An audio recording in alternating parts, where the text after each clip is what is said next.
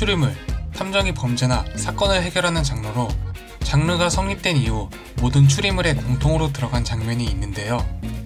바로 용의자들과 사건 관계자들을 모으고서 진실을 밝히는 장면이죠. 나이브스 아웃에도 이와 유사한 장면이 있는데요. 사건 관계자들과 경찰들이 모인 장면이죠. 비록 나이브스 아웃의 이 장면은 기존 탐정물과 목적이 다르긴 하지만 중요한 장면이란 것은 변함이 없는데요. 그러면 이 장면을 어떻게 완성했는지 알아보겠습니다. 먼저 감독은 왜 탐정물을 찍었을까요? 나이브스 아웃의 감독, 각본, 제작을 한 사람은 라이언 존슨으로 스타워즈 라스트 제다이를 만든 사람입니다. 감독은 라스트 제다이를 끝내고 차기 작품으로 자신이 10년 전부터 구상한 영화를 하기로 했는데요. 바로 이 영화 나이브스 아웃이었습니다. 10년 동안 생각은 하였지만 구체적으로 각본을 쓴 시간은 6달에 불과했습니다. 라스트 제다이의 프로덕션 과정에서 수년간의 시간을 쓴 것에 지쳤던 감독은 최대한 빠르게 진행되길 원한 결정이었죠.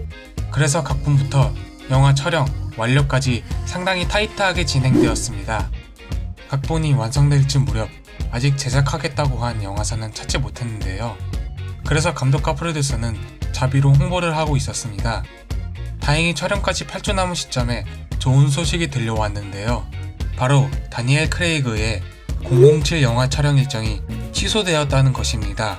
그 소식을 들은 제작자 램 버그만은 다니엘에게 연락을 해 각본을 보여준 후 캐스팅에 성공했습니다.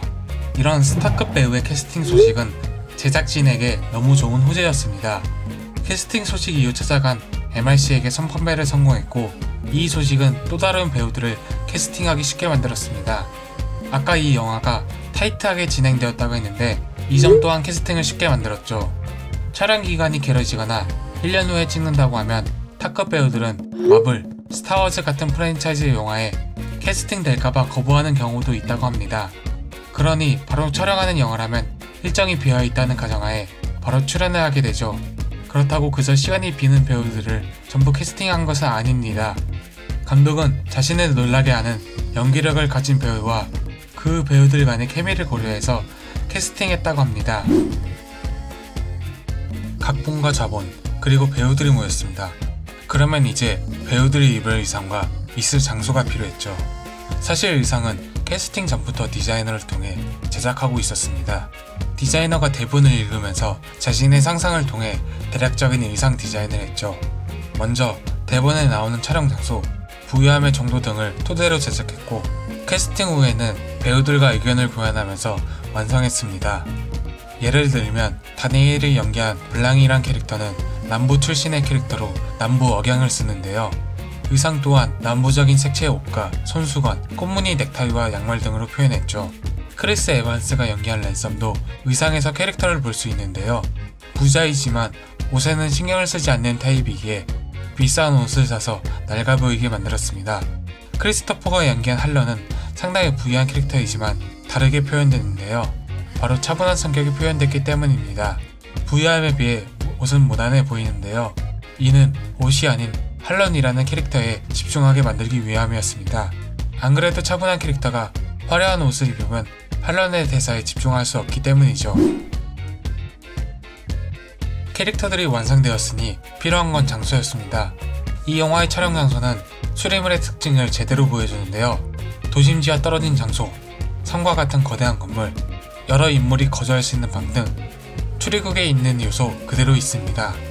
이런 전통적인 살인극의 장소는 특별한 설명 없이 영화의 장르를 알게 해주죠.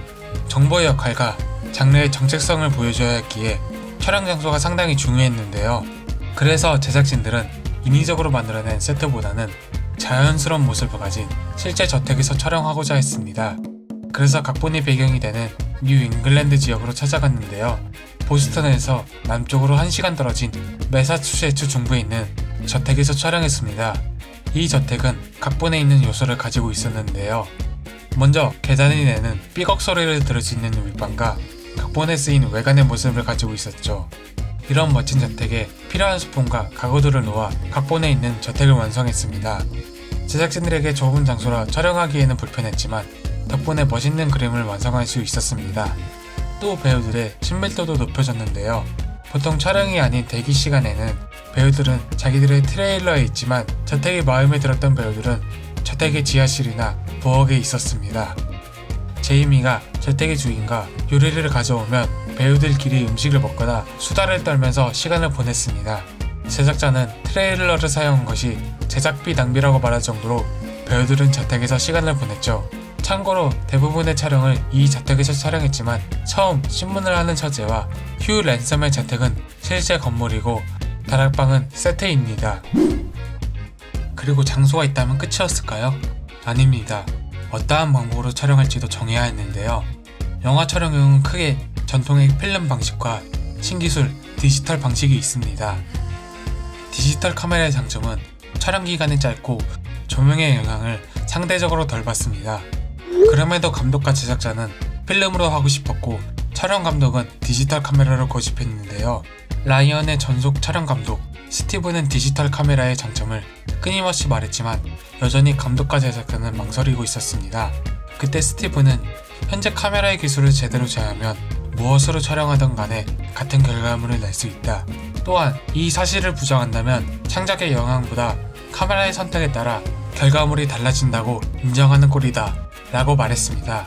결국 반박을 할 수 없었던 감독과 제작자는 디지털 카메라로 찍는 것을 합의를 했습니다. 어렵게 설득한 카메라 감독은 디지털의 장점을 제대로 활용했는데요. 한 예로 필름 촬영에서는 카메라 초점이 나가도 바로 확인이 불가능합니다. 디지털에서는 이런 단점이 없죠. 배우들의 표정 연기가 중요한 이 작품에서는 초점이 나간다는 것은 치명적이었겠지만 다행히 그런 일은 없었습니다. 또 자연 조명으로 촬영하는 현장에서 강점이 되었는데요. 굳이 조명이 없어도 창문으로 들어오는 조명만으로 충분히 촬영이 가능했습니다. 자연 조명을 조금 더 설명하자면 이 영화에 나오는 야간 장면 대부분이 실제로는 낮에 찍었습니다. 창문에 어두운 제일 필터를 붙이고 들어오는 빛의 양을 제어해서 밤과 같은 실내를 만들었습니다. 이러한 강점들로 한시 컷을 찍어도 촬영 시간이 짧아져서 보다 원활한 촬영이 되었다고 합니다. 이렇게 카메라는 정해졌지만 어떠한 비율로 촬영할지는 정하지 않았습니다. 영화에서 흔히 쓰이는 21:9 비율을 흔히 시네마스코프라 하는데요. 그러나 이번 영화는 시네마스코프가 아닌 비스타비전입니다. 1.85:1 비율 비스타비전으로 한 이유는 제작진들의 생각이 반영된 결과였습니다. 먼저 요즘 시네마스코프는 영화뿐만 아니라 영상 전체적인 분야에서 흔히 쓰이고 있기에 더 이상 특별하지 않다고 생각했기 때문이죠. 또한 추리 영화는 과거에 정성기를 가졌었는데 그 당시 쓰인 비율은 비스타비전이거나 아카데미 비율로 제작하는 경우도 있었습니다. 시대적인 감성만으로 선택한 것은 아니었습니다. 세로가 길어진 비스타비전은 시네마스코프보다 사람의 얼굴 비율과 맞섰는데요.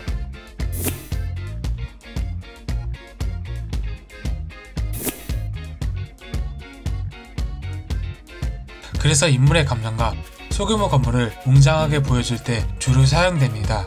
이러한 강점을 가졌지만 세로가 길어졌기에 다양한 인물이 나올 때 시네마스코프에 비해 제약이 많았습니다.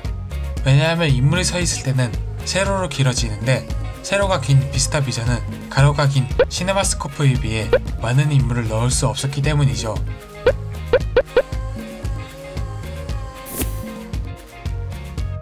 그러나 해결 방법이 없는 것은 아니었습니다. 먼저 인물이 앉으면 비교적 세로 비율이 짧아집니다. 그러면 보다 여러 명의 인물이 들어가도 자연스럽습니다. 다음 해결 방법으로는 화면의 위와 아래에 다양한 소품을 벽돌처럼 쌌습니다. 그러면 화면 내에 작은 세트가 생기는데요. 시네마스코프와 같이 세로가 좁아지면서 상대적으로 가로가 길어지는데요. 이 방법으로 비스타비전 내에 시네마스코프의 강점을 가져올 수 있었습니다.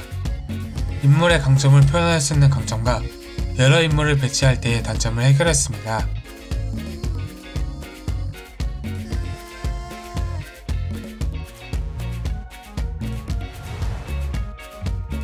출연물에 맞는 장소와 캐릭터들, 그리고 촬영 기법을 활용한 이 영화는 라이브스 아웃이었습니다.